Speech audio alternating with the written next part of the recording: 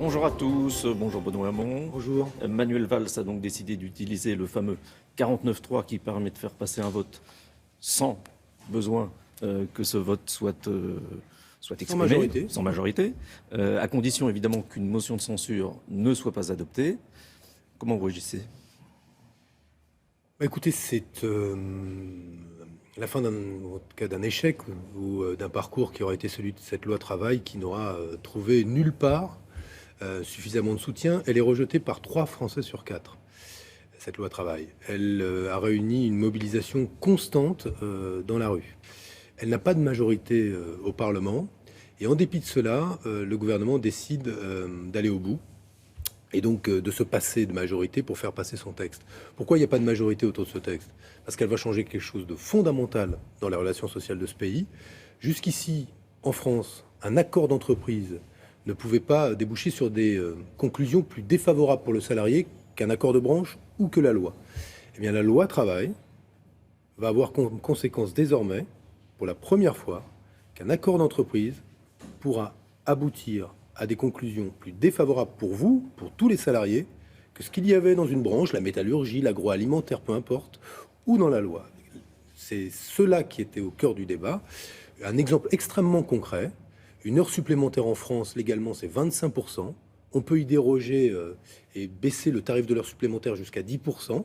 Avant, aucune entreprise ne pouvait le faire seule. Désormais, grâce à la loi travail, les heures supplémentaires seront moins bien rémunérées, ce qui conduira à quoi ? À un allongement de la durée du travail pour beaucoup, parce que ce sera plus facile de faire des heures supplémentaires à ses salariés, et ces heures supplémentaires seront moins bien payées. Voilà les conséquences que va avoir la loi travail, très concrètes pour des salariés. Voilà pourquoi des députés se sont mobilisés contre, voilà pourquoi la rue s'est mobilisée contre, voilà pourquoi 3 Français sur 4 sont contre. En dépit de cela, le gouvernement décide de poursuivre et de passer au 49.3. C'est, je trouve, un échec démocratique inimagiable il y a encore quelques mois de cela. La droite a donc déposé déjà une motion de censure. Est-ce que vous, la gauche, vous la voterez ?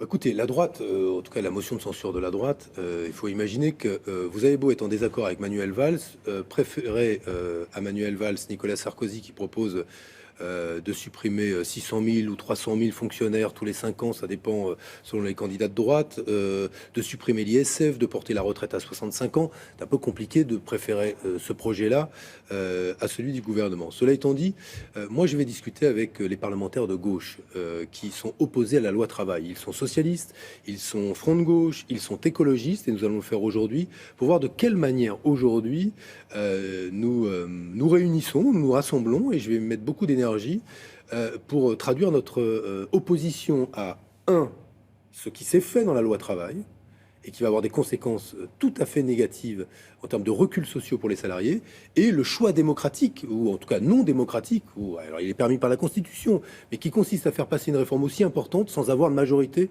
dans le pays. Je veux dire, pourquoi c'est grave, ce 49.3 ? C'est qu'on peut concevoir que dans une république, je ne suis pas tellement pour par principe, mais pour une réforme qui aurait été soumise à une élection, imaginons, vote, en tout cas pour lesquels les Français auraient donné leurs accords pendant les législatives et les présidentielles, qui auraient le soutien des Français. S'il y avait blocage du Parlement, on peut accepter qu'un gouvernement passe en force. Mais là, jamais personne, pendant les élections présidentielles ou législatives, n'avait parlé de cette loi travail et de cette réforme du Code du travail. Oh, les Français ne soutiennent pas ce texte et on passe encore par 49.3. C'est en cela que cette mesure est inacceptable, et je tire en tout cas moi une conclusion. C'est qu'aujourd'hui, la Ve République n'est plus le modèle, en tout cas institutionnel, avec lequel on peut faire fonctionner la démocratie correctement. La conclusion définitive pour moi de cet épisode, c'est que cette Ve République, dans laquelle se complaisent le Premier ministre et quelques autres, elle est en train de tuer, d'asphyxier la démocratie. On a eu des mouvements sociaux puissants. Aujourd'hui, à ces mouvements sociaux, on dit terminé, fini, on verrouille, on passe par le 49.3.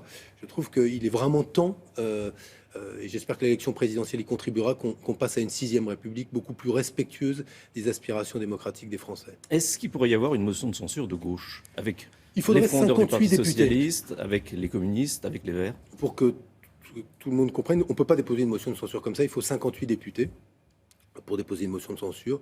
Ces discussions-là auront lieu. C'est une décision évidemment grave. Vous y êtes favorable?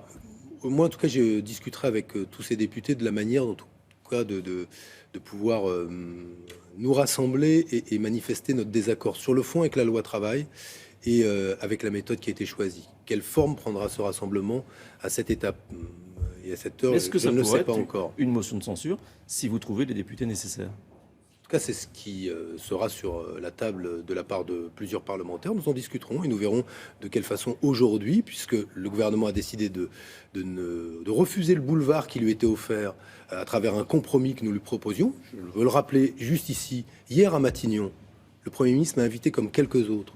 Je lui ai dit de manière très simple, sur 52 articles, un article pose fondamentalement problème. L'article 2, qui justement va permettre ces accords d'entreprise qui dérogent aux accords de branche et permettent de faire un peu ce que l'on veut par entreprise. Il y avait un boulevard pour faire de cette loi travail une loi travail qui ne se traduise pas par des reculs sociaux. Le choix politique qui a été fait est de refuser ce compromis. Aujourd'hui, voilà la situation dans laquelle nous a mise le Premier ministre. Comme le Premier ministre se saisit de toutes les armes que lui propose la Constitution, moi je regarde aussi tout ce que nous offre la Constitution pour pouvoir discuter et aller au bout. Est-ce que pour autant la motion de censure est la bonne démarche? À titre personnel en tout cas, je m'inscrirai dans une démarche collective et je n'entends pas aujourd'hui trancher seul ce débat. Est-ce que vous vous sentez aujourd'hui dans l'opposition? Non, je me sens socialiste. Et très socialiste, je vais vous dire. J'étais contre la déchéance de nationalité, rien à voir avec les socialistes. Elle a été abandonnée. J'étais contre le principe selon lequel on peut rémunérer moins les heures supplémentaires, entreprise par entreprise, à un moment où je pense qu'il faut favoriser l'emploi plutôt que le recours aux heures supplémentaires. Je suis socialiste au moment où moi je considère que être fonctionnaire, c'est pas forcément une tare en soi. Je me sens très socialiste dans le respect du Parlement et du fonctionnement démocratique de nos institutions. Manuel Valls n'est pas socialiste. Lui-même a douté de la nécessité que le parti auquel il appartenait doit encore s'appeler Parti Socialiste. À lui de répondre à cela. Mais écoutez, on est quand même dans une drôle d'époque. Le ministre des Relations avec le Parlement passe son temps à s'en prendre aux parlementaires. Le ministre de l'Économie évoque Jeanne d'Arc plus souvent qu'il ne fait de l'économie. Honnêtement, sur un texte qui recueille l'opposition de 3 Français sur 4, qui n'a pas de majorité au Parlement, on passe par le 49-3. Reconnaissez qu'on a connu une période un peu plus sereine et un peu plus stable. À qui la faute? Aux frondeurs? C'est une plaisanterie. Pas nous qui déposons des textes. Pas nous qui proposons des textes qui n'ont rien à voir avec les engagements de campagne du président de la République. Quand le président, lors de la campagne de 2012, a-t-il une seule fois dit qu'il allait baisser ou promouvoir la baisse du tarif des heures supplémentaires? Jamais. Quand a-t-il dit que le licenciement économique devait pouvoir s'apprécier non pas en fonction de ce qu'était la santé d'un groupe, mais en fonction juste de la situation d'une entreprise? Quand l'a-t-il dit? Jamais. Et c'est ce texte qu'on discute.